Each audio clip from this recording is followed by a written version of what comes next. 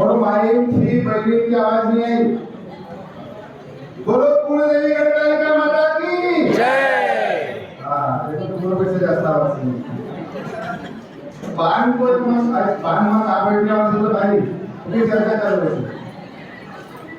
मग तुला हळदी खूप आणीच नाही तर तिळगुळ आणीच नाही लोक चर्चा करतात। बोलो चक्रवर्ती राजा भोज की जय। बोलो पवार समाज की जय। आज पवार युवा संघटना नागपुर के माध्यम से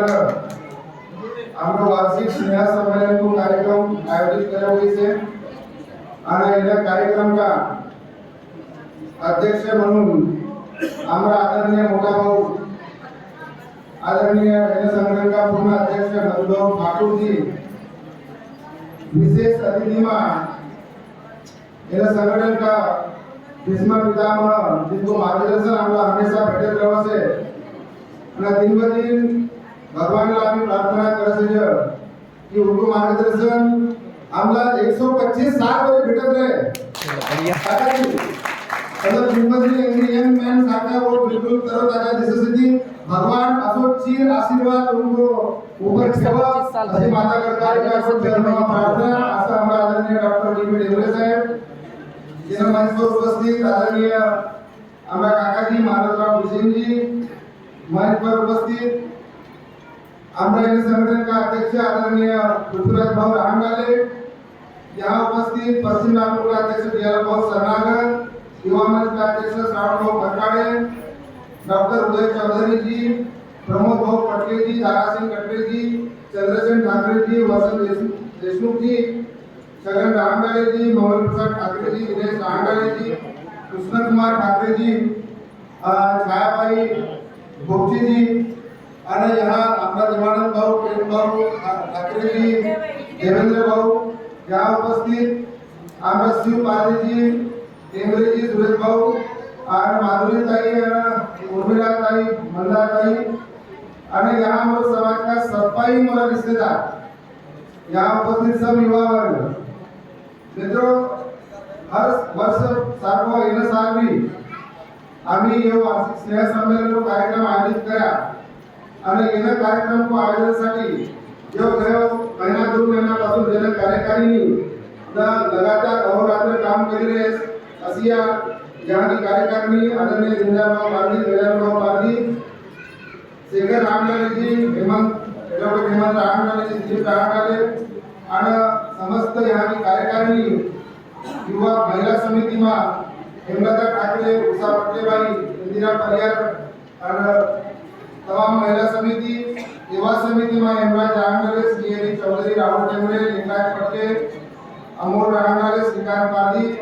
और संपूर्ण युवा समिति इन खरोखर आता प्रयास करी रहे प्लानिंग करी रहे तब आज को 19 जनवरी दिवस उजाड़ने आयो मित्रों संगठन की जब अपनी बात कर रही मोट पूर्व वक्ता ने बहुत अलग अलग विषयों पर आज यहाँ मार्गदर्शन करी और खरोखर असा कार्यक्रम का उद्देश्य कसा होती की एना माध्यमातून आपला सामाजिक राजनीतिक और वैचारिक कोणतो दिशामा आम्हाला कोणतो व्यक्ती को मार्गदर्शन भेटे आणि कोणतो मार्गदर्शन आम्हाला चांगल्या पद्धतीने ग्रहण करशाली कोणा मार्गदर्शन के माध्यम से हम आयुष्य में काय लाभ लेता है यो असो एक उद्देश्य रहसे आणि म्हणून असं आयोजन हर वर्ष आमची अलग अलग संघटनाएं आयोजन करत थी आणि आज संगठन की जब बात यहाँ आवसे तो यह संगठन नागपुर का सबसे पुराना संगठन से नागपुर को पवार युवक संगठन जो काम कर से इन संगठन की कार्य सैनिक पूर्ण देश भर की दिशा और दशा निश्चित होते पवार समाज की कि पवार युवक संगठन की दिशा में काम करता है म्हणजे यो पेक्षा ही समाज का बाकी के अन्य संगठन से थी गए साल असं प्रमाण आहे म्हणजे आपण समाज का पूर्ण देश भर में जवळपास 100 पेक्षा जास्त संघटनाएं कार्यरत थी शायद आपण यंदावर जास्त वगैरे ये 100 पेक्षा जास्त संघटना ला जो मोटिवेशन जर भेटत है ना तो वो पवार युवक संगठन को माध्यम से मोटिवेशन भेटत है अरे म्हणजे युवक संगठन एक पितृतुल्य मातृतुल्य संगठन जर कयो पूर्ण देशभर को तो तुम्हाला काही दोरायला आहे तर म्हणून आम्ही ये संघटन का पदाधिकारी आहोत, आम्ही ये संगठन का कार्यकर्ता आहोत आणि आम्ही ये संगठन का विशेष महत्वपूर्ण व्यक्ति आहोत म्हणून हमारा कर्तव्य का से ये हमें सबसे पहले महत्वपूर्ण समझने की आवश्यकता है। आज यहाँ अभी सब जन यहाँ सब हमारा संगठन का मैक्सिमम पदाधिकारी स्थिति कोई पूर्व स्थिति कोई आगे स्थिति कोई वर्तमान का स्थिति। तब मैं उनका एक बात सांगना इच्छुक से हो मित्रों, यहाँ जब ये कार्यक्रम की मुझे प्लानिंग बना से अध्यक्ष महोदय कई जणांना फोन करत होती गए की राष्ट्रीय पवार क्षेत्रीय महासभा को बैठक में गए तो भाव बोला लगभग आम्ही 2-3 तास सभा होता उनकी विडंबना उन्हें सांगी भाऊ का कार्यक्रम की तयारी मला पत्रिका देने आया था 19 दिवस आणि मग आम्ही एक मीटिंग में गया महासभा तो उन्होंने मला विडंबना सांगी भाऊ बोले मतलब मैं अकेला पड़ जाता हूँ कभी विचार आता मुझे काम कैसे करना आगे संगठन कैसे आगे बढ़ेगी कैसे लोगों को जोड़े रखेंगे ये या बात एकोसाठी मी यहाँ कहने से हो हमारे युवा शक्ति ने यहाँ समझना पड़ेगा। मित्रों व्यवसाय सबला से नौकरी सबला से मी एक समय पर 2004-5 में यहाँ पे बोर्ड पर नाव वाचक होतो मधुकर भाऊ 3-4 जवळपास मी 2000 मध्ये आलो पण जवळपास 3-4 पासूनच मी संघटन को मीटिंग में आम्ही सुरू करायचो भाऊ अध्यक्ष होता होता टाइम पर आणि आम्हाला काही पदवी नव्हता फक्त आवडको से युवा समिति में काही लोग काम करती मग धीरे धीरे आपण आवड सुरू हुआ उसके बाद में अशोक पोपचे जी अध्यक्ष बना उनको कार्यकाल में बोला युवा समिति की जवाबदारी दी ये संगठन अध्यक्ष की युवा समिति को अध्यक्ष म्हणून आणि मी मोरी जवाबदारी का से म्हणून मोरे टाइम पर इंजीनियर बोपचे साहब सगळं बसे बहुत टाइम हो सर अध्यक्ष की जवाबदारी क्या होती है क्या क्या काम करना पड़ता है कैसी समिति बनानी पड़ती है ना फिर कोषाध्यक्ष का काम क्या है सचिव का काम क्या है उपाध्यक्ष का काम क्या है मतलब पूर्ण जो पद स्थिति उन्हें पद को अनुसार संगठन में कौन कौन को व्यक्ति की जवाबदारी का से यो मैं बस से समझो आणि मग जेव्हा समझो मग हळूहळू पहले कळत की यार लोग जुड़ते नहीं लोग नहीं आते मग अरे लोग कसा जुड़ते आपल्याला पहिले जुळलो पडे ना उन्हें विचारायचं सगळं पहले आपला विचार वहां मिळावं पडे ना लोक म्हणजे आपला दिल जीतवलं पडे ना यो काही प्रोफेशनल संगठन नव्हे याला तो कोणाला इन्कम नहीं आवा देनो पड़े से भेटे नहीं चाहिए भेटे से तो वैचारिक शक्ति जब पैसा लगे लेता नहीं आवा या अमूल्य शक्ति से अमूल्य योगदान से तो मिलो या बात से तर मग थोड्या टाइम पर आम्ही लोकांना कसं जोडे पाहिजे म्हणून युवा समितीने डिसाइड केला की चलो गावात 3 अंकी नाटक परिस्थिती सामने नाटक एक नाटक 3 अंकी नाटक याद है तो भाऊला काकाजी गिला याद है यहाँ प्रांगण में हमें नाटक था शेखर किशन जी की आणि मस्त लोकांना रात भर इन सम्मेलन को कार्यक्रम में रात भर एंजॉय करती रात्रि आम्ही 2-3 बजे 4 बजे तरी यहाँ पर होता आणि असं प्रकार का आम्ही सगळं जोडून को काम किया मग कोल्यागिरी में आम्ही कार्यक्रम होते कोल्यागिरी में अलग अलग गाना महफिल म्हणजे जेला जो हे से मला याद से आम्ही यहाँ आम्ही बसा था आणि कोल्यागिरी को रात में काहीतरी कोणीला जेव आवसू गाना कहो असे बात भेटत मेरे बैगन की कवाली सादर करे वो टाइम की मुझे कहीं भाई से आना कहीं गामी यूनिवर्सिटी यहाँ मुझे याद है बैगन बड़ा मजेदार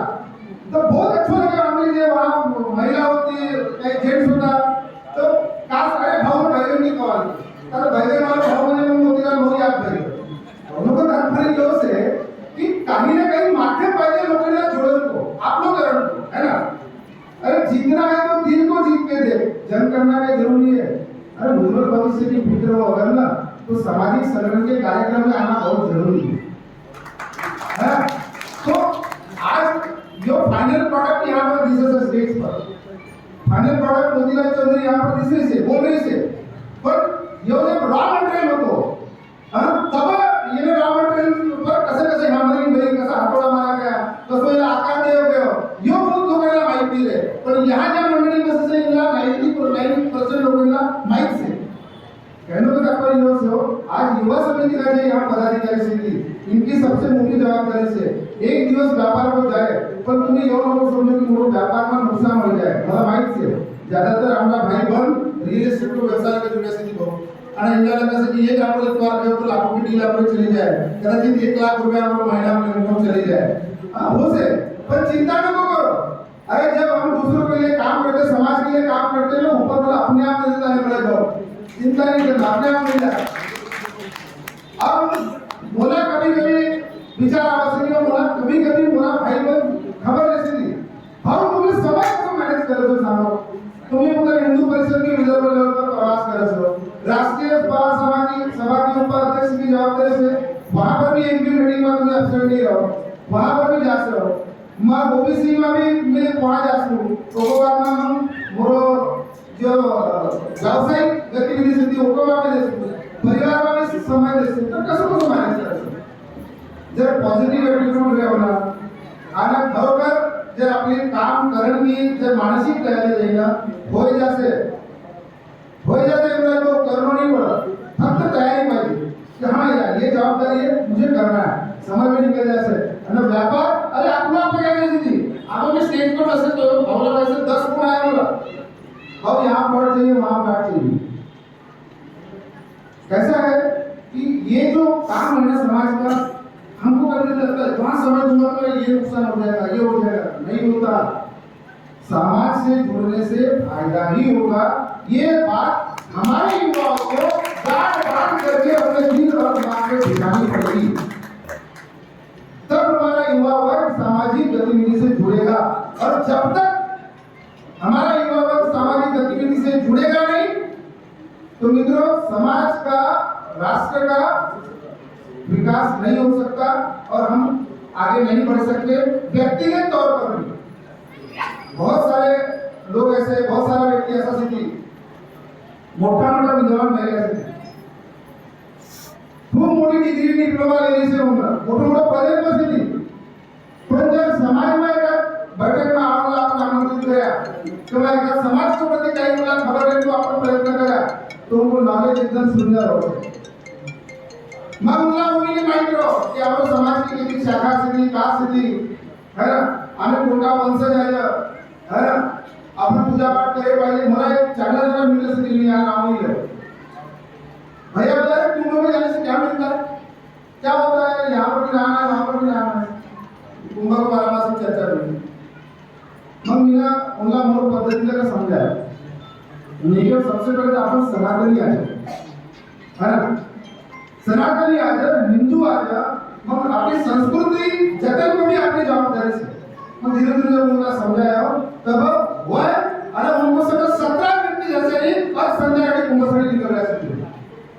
म्हणजे एक व्यक्ति को जब ब्रेन वॉश करे गया तो एक व्यक्ति 17 लोकांना वो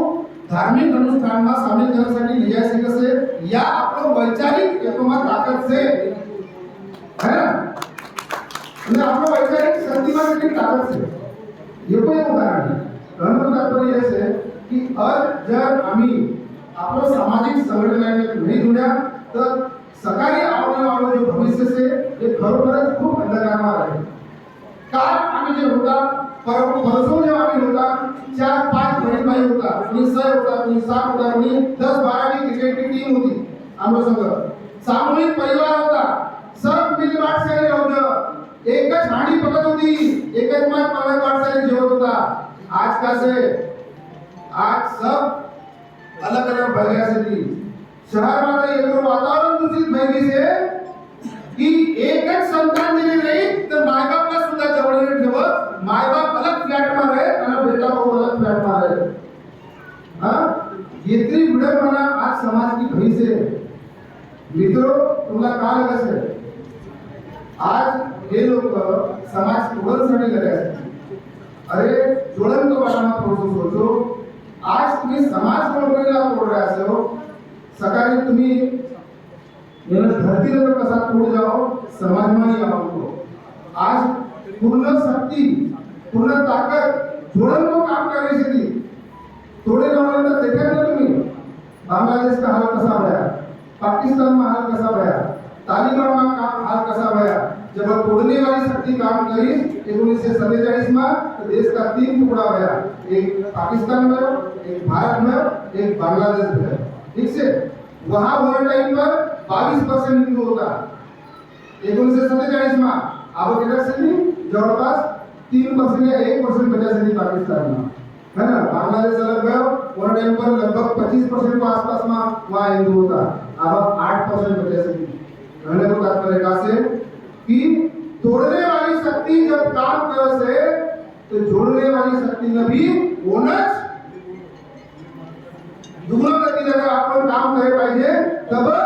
आम्ही संघटित राहू तो देश संघटित रहे,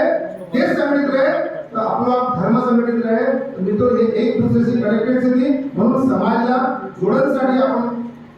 प्रयत्न करायला पाहिजे। आपण युवाईंना या कार्यक्रमाच्या माध्यमातून सकाळी आम्हाला जर युवा पिढीला सुरक्षित ठेवणं असेल तर याला सामाजिक संघटनांना का आपला जोडणं पडे आणि आपलं परिचित लोकांना जोडणंच पडे। कारण काल आम्ही 4-5 होता, आज बडो मुश्किल लग एक बेटा एक बेटी से कोणीला मुलापेक्षा मुली वरी प्रकार देते दोन्ही घरी आणि आता सुशिक्षित पिढी तर अशी आहे से ele विचारिंग के से की एक तर 30-32 साल में बियानी कर पूरी भी नहीं करने से कारण वो आईटी इंजीनियर बन गए तो उसे 25 लाख का पैकेज आणि भाऊ को 50 लाख का पैकेज घर नौकर बर्तन धोने वाले से हां और कपड़ा धोने वाले से हां जेवण आहे तो भेटले से तो बोला क्या कर रहा है कौन बच्चे पैदा करेगा, कौन टिकी पोटी छाप करेगा उसकी, अब तो ऐसे ही पैसे लगाना रख देंगे किसी को। यार सोच आज आप लोग युवा पीढ़ी की हो रही है जे मोटा मोटा सुशिक्षित युवा पीढ़ी बेंगलोर हैदराबाद और मोटो मोटो मेट्रो शहर में शिकायत होती या बहुत मोठी गंभीर समस्या है। म्हणून असं सामाजिक संघटनेने तो कार्यक्रमમાં उनला आणणं आवश्यक છે, આપણું જોડणं आवश्यक છે અને ये नवीन विचार ने युवा पीढ़ी का जोड़ण्यासाठी उनको भी पहुंचाना आवश्यक है। मित्रों आज खरोखर यह कार्यक्रम के माध्यम से यहाँ मला बोलण्यासाठी यहाँ बुलाया आणि मी एक मोठी महत्वपूर्ण एक माहिती तुम्हाला देतो। आपलो देश में खरोखर हिंदू संस्कृति को देश से हिंदुत्व विचारधारा को देश से અને આવા જો એક મોટું એક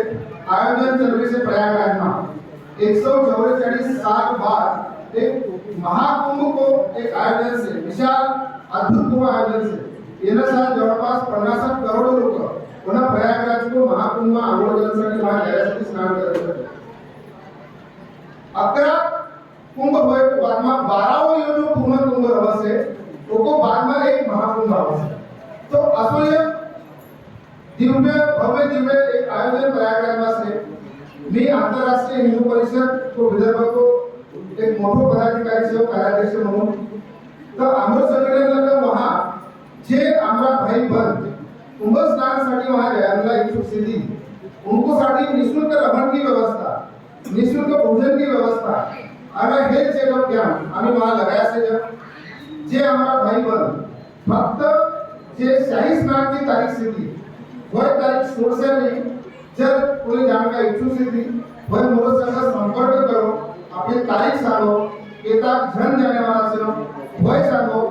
वहाँ आगमन की और प्रस्थान की तिथि मला सांगो तो मी वहाँ तुम्हाला रमण की और जेवण की व्यवस्था में निःशुल्क कराय करू येतो।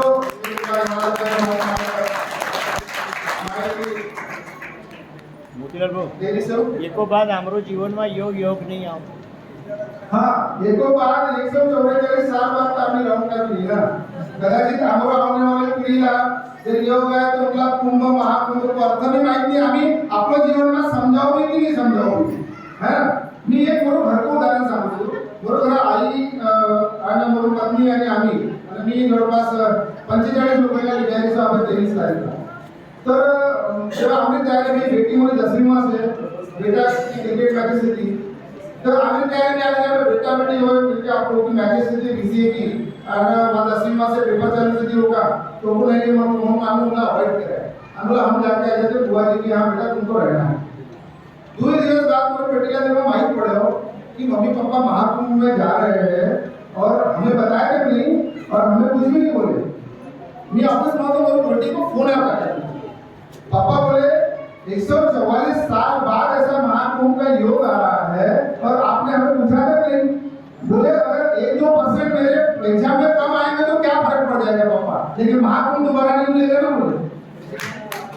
मतलब मैं मेरी बच्ची के जवान से ऐसा सुनना मतलब उसके मन में ये थॉट आना भी मेरे लिए प्राउड फील वाली बात थी।